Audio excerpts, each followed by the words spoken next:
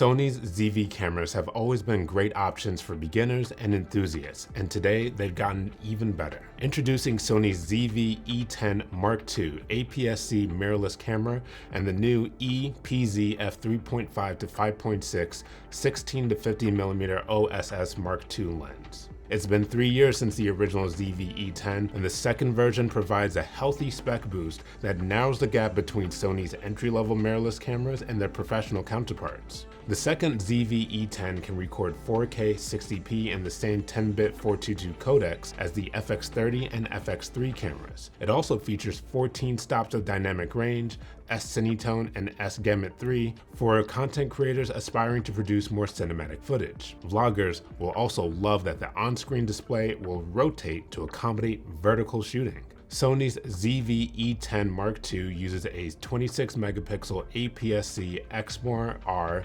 BSI CMOS sensor with their Bionz XR image processor.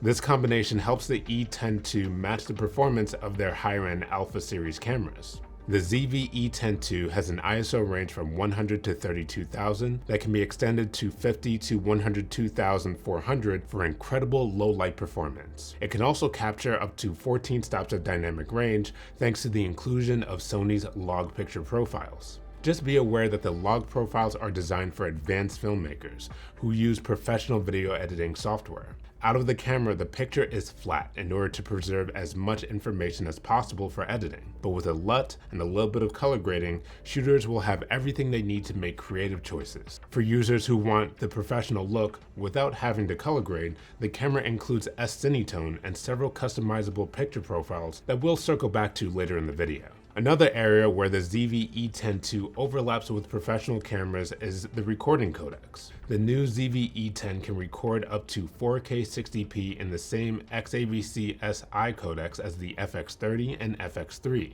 These 10-bit 422 recording formats offer the data bandwidth needed to take advantage of the additional dynamic range and log profiles that were added to the camera. For beginners, this recording mode might be overkill. After all, 4K 60p can reach up to 600 megabits per second. But what's great about the camera is that it also includes more space-efficient codecs as well. So if you just need to record a family vacation or a vlog, you can choose to record in the format that matches your needs. As expected of any Sony camera, the autofocus is stellar on the Mark II. The camera features 759 autofocus points and an AI-based auto-tracking system for recognizing humans, animals, and birds. The ZV series is primarily known for its video features, but it doesn't slouch in the photography department either. While it does not have an EVF, it's still able to take great pictures thanks to its new 26-megapixel sensor and its creative looks. Sony has included picture profiles in their cameras for years, but many users have found them to be difficult to access and use. What's nice about the new creative looks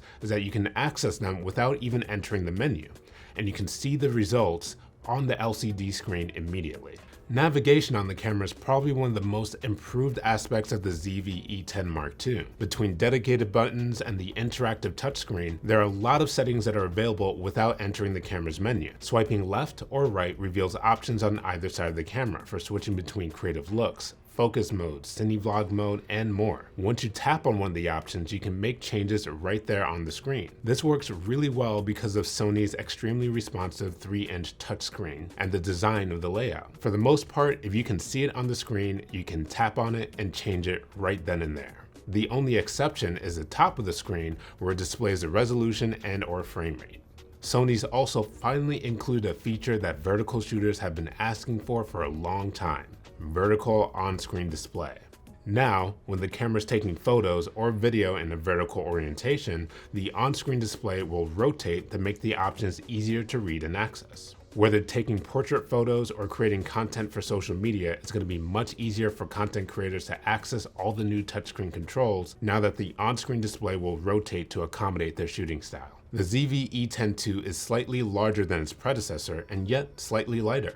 Its size and weight makes it perfect for compact gimbals like the RS3 Mini when paired with a compact lens like the new 16 to 50mm kit lens. Sony's new kit lens has also seen a spec bump to accommodate new features. The new lens, for example, is able to zoom and focus at the same time, and can autofocus fast enough to keep up with 120 frames per second recording modes. The ZV-E10 II captures photos and videos to SD cards, features a super fast USB-C port, 3.5mm mic input with plug-in power, 3.5mm headphone output, and a micro HDMI port. The camera also has Wi-Fi on 2.4 and 5 GHz bandwidth for faster transfer speeds and better streaming. You can set all the streaming parameters via Sony's Creators app. The app makes it much easier to set all the parameters for your favorite destinations. It also controls your ability to upload to Sony's cloud service if you choose to use it, and many other camera functions.